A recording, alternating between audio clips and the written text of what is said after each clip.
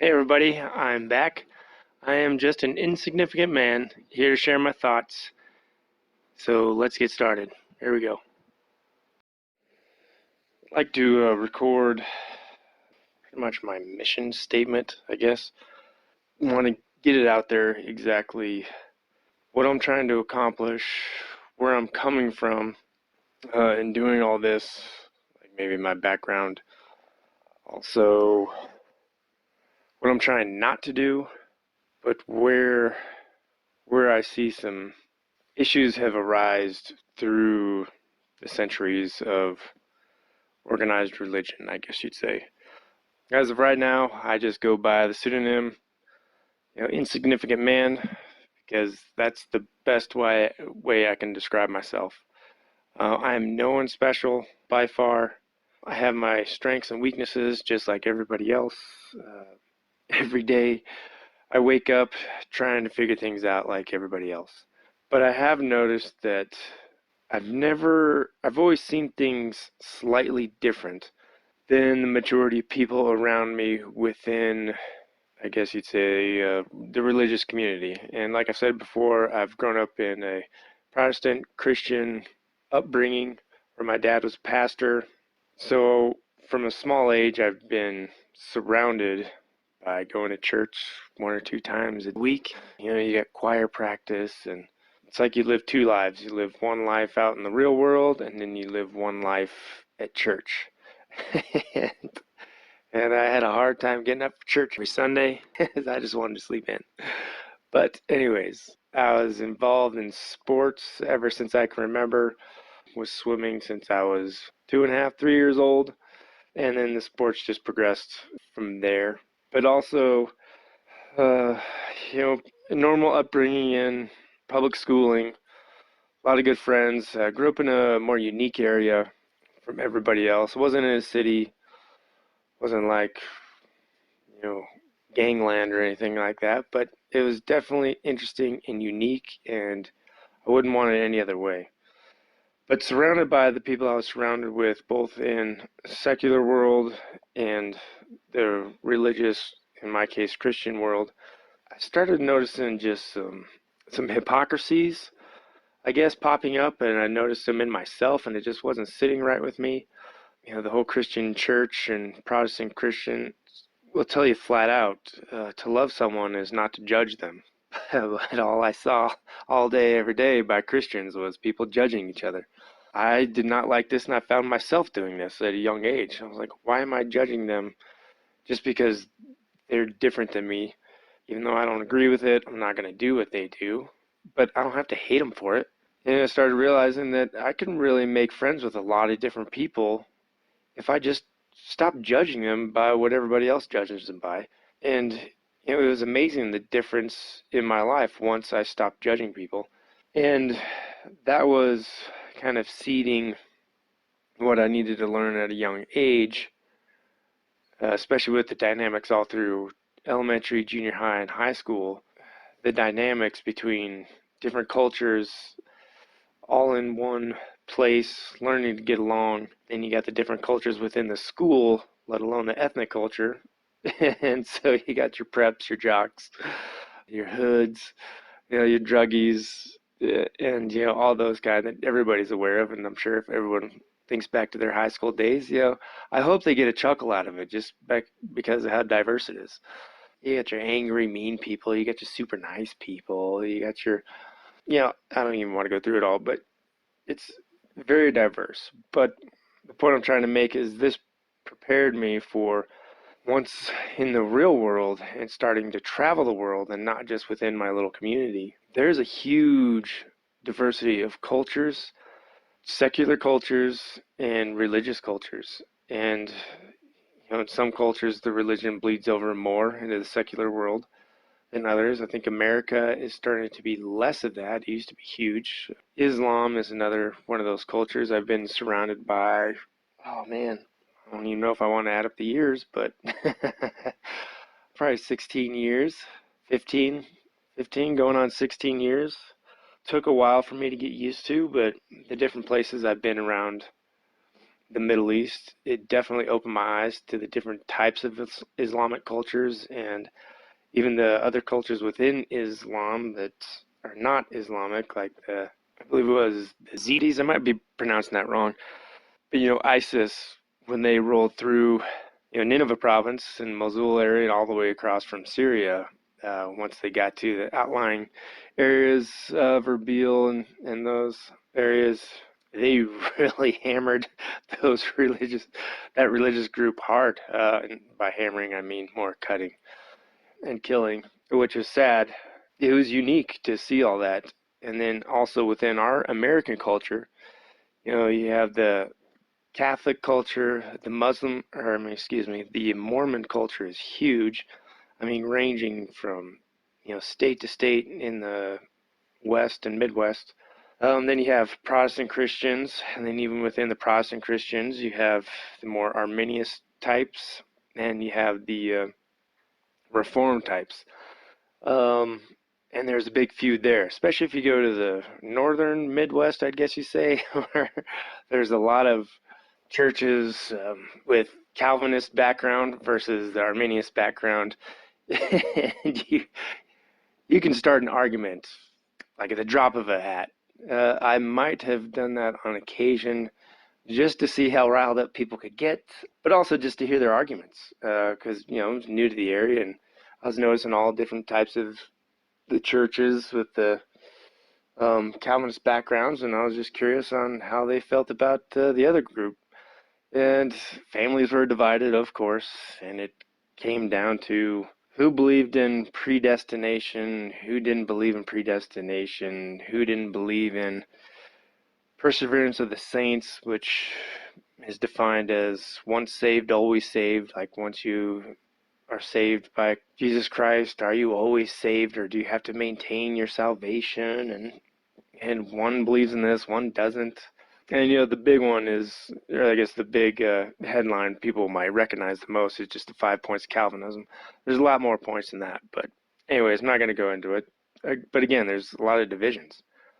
So when I got into college, and I surrounded myself with both a secular group and a Christian group, I liked them both the same, but I still was kind of annoyed with the fact that a lot of these groups didn't want to mix, didn't want to meld.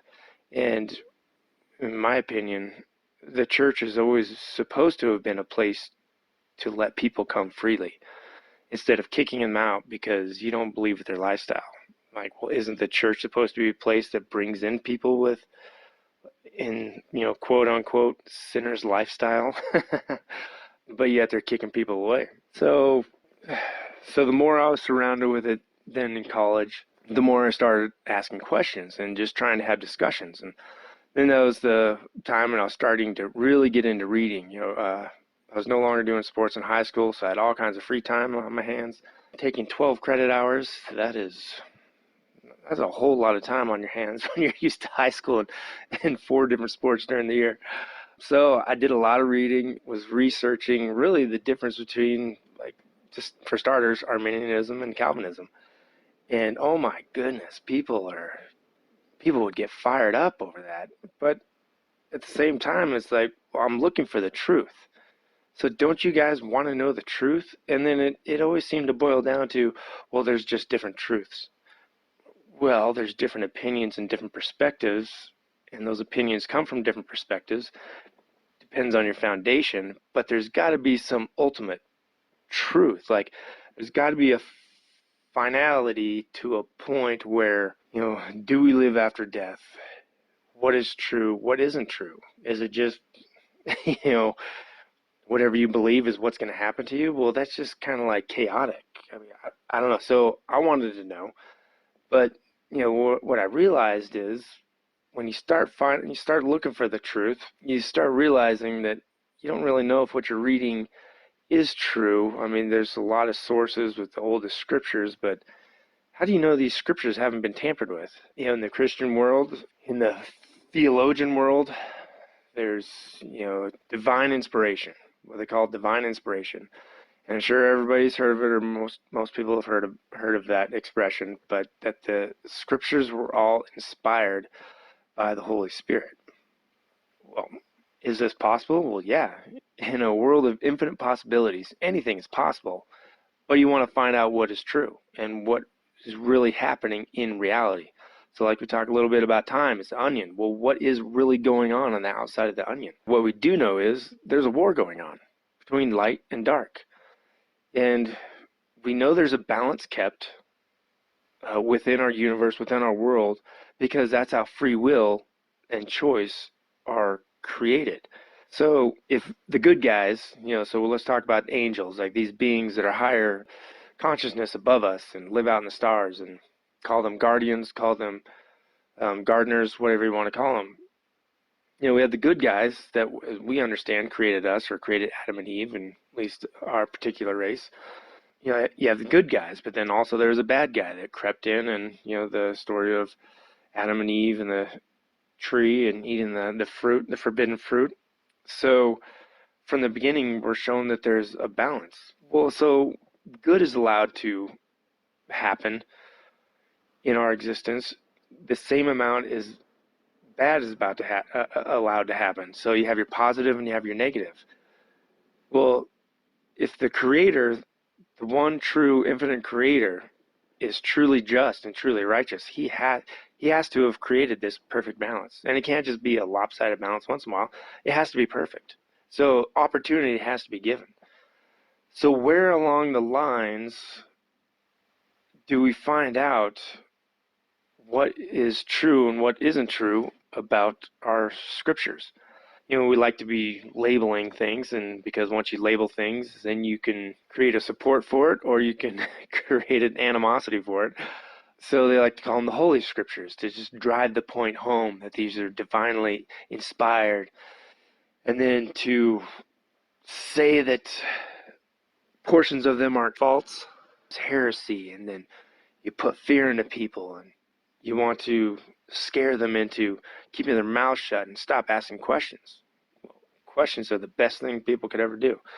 I mean, that's how science, our world of science, progresses. People have questions, and they ask questions, and they form hypotheses, and then they go about the scientific method. So, do I believe in divine inspiration? Absolutely.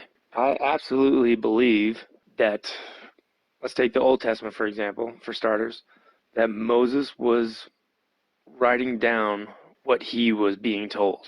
I absolutely believe that. But what we know about channeling nowadays is there are beings out there talking to the human race through dreams or directly through channels, seances and stuff like that. But they are actually and actively talking to us, and we know that there are positive experiences when it comes to channeling, and there are negative experiences when it comes to channeling. And what we know from recordings of these channelings is if it is a positive experience, it shines a light, and that light will be bright.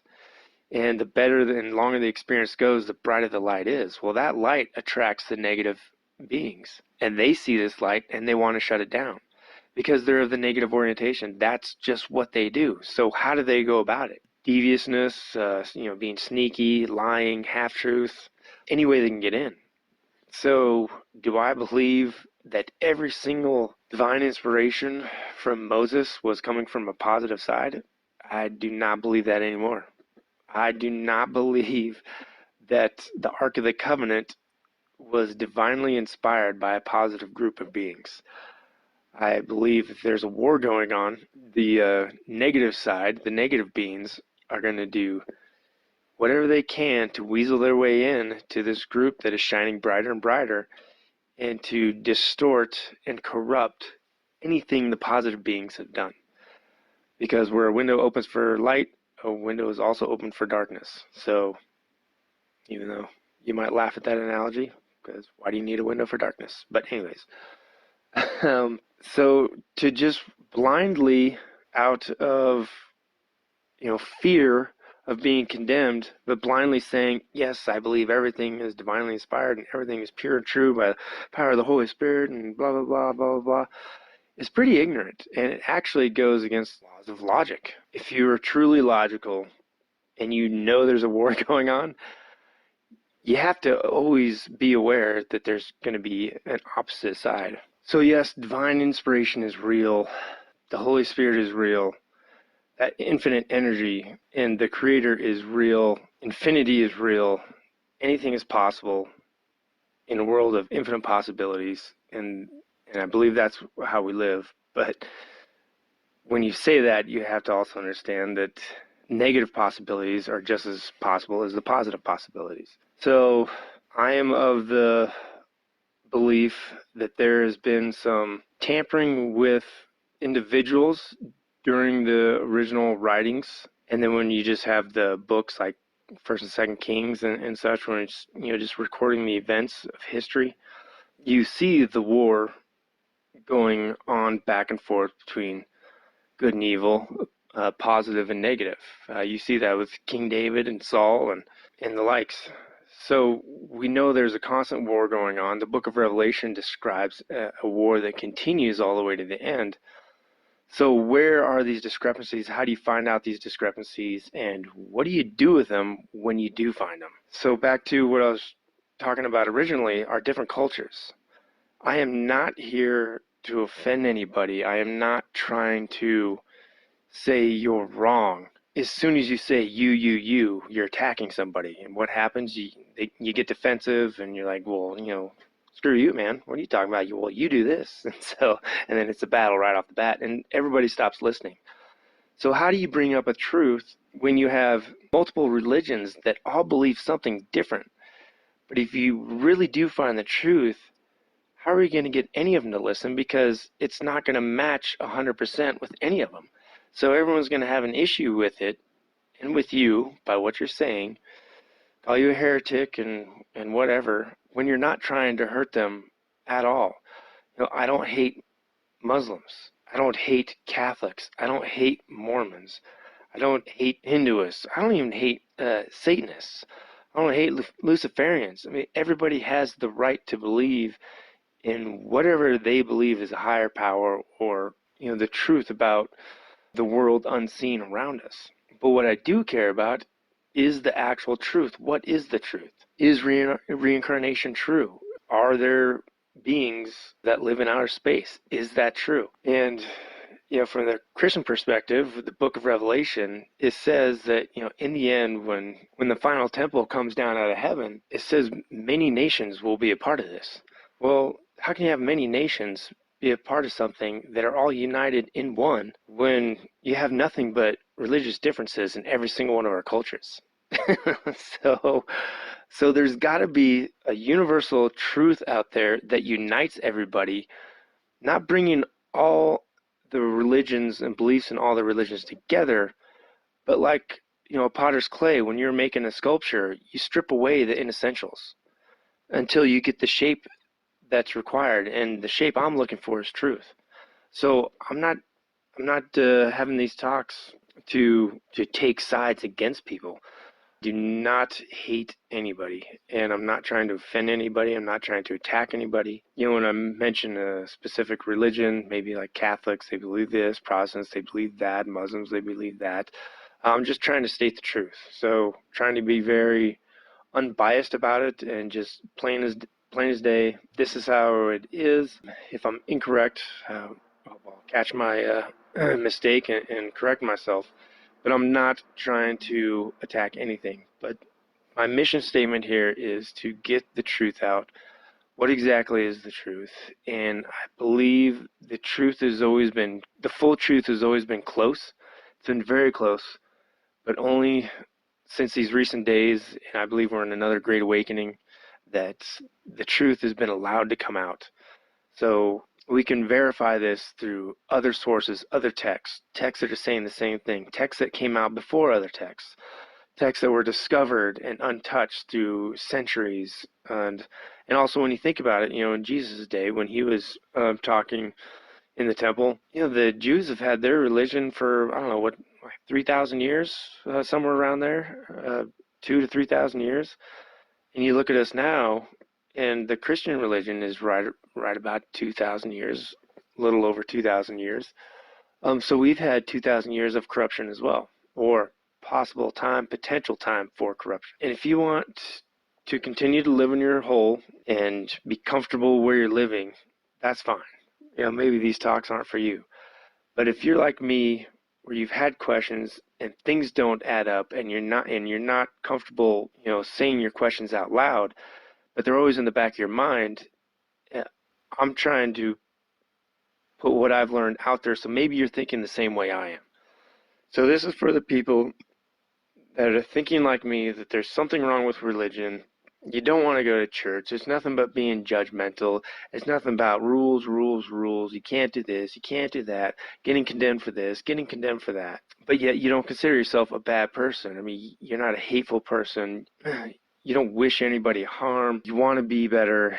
You make mistakes, like everybody makes mistakes, but you also are on the edge of, is there a creator? Is there not a creator? Being an atheist, science, should that be the focus? No science, whatever, any of those questions. So these talks are just me trying to get out what I think is the truth. And I think there is more and more support and backing where we can strip away those inessentials and what we'd call distortions, where we've all been looking through a certain foggy lens. So whether it be the lens of Islam, whether it be the lens of Catholicism, whether it be the lens of Mormonism, Christianity, Protestants, Reformed, you name it. It's time to strip those multiple layers away and start looking through clear glasses. And so once we have a clear picture, then we can find the truth. And when we understand the truth, we gain knowledge. When we gain knowledge, we gain wisdom, and things just start to snowball and build, and we grow and we evolve. And I think these last 100 years is a good example of just the evolution at an insane rate of technological advance in our society, and just understanding as well, and the knowledge that's being passed around with the internet and the access we have to it. Just wanted to kind of define my mission statement, put it out there, and this is the background where I'm coming from. I'm not trying to offend anybody. I want to get the truth out there. And for me, when I went through discovering all this stuff, it hurt, because I realized I had a lot of distortions, viewpoints, and biases. But I had to tell myself, it's always going to be okay, but would you rather know the truth, or would you rather live being content with a lie or a half-truth? And in my opinion, I want the full truth, and I think there's a lot of other people out there that do as well. So if you're one of those people, and you can have the fortitude and discipline to keep yourself from getting so upset and walking away, maybe these talks will be something for you to listen to and fall back on, but also just something to send you in a good direction for texts to read and things to think about, mull it over. But anyways, that's my mission statement. Insignificant man. I'm nobody special on this earth, and I'm just here trying to do what I can. All right. Everybody take care.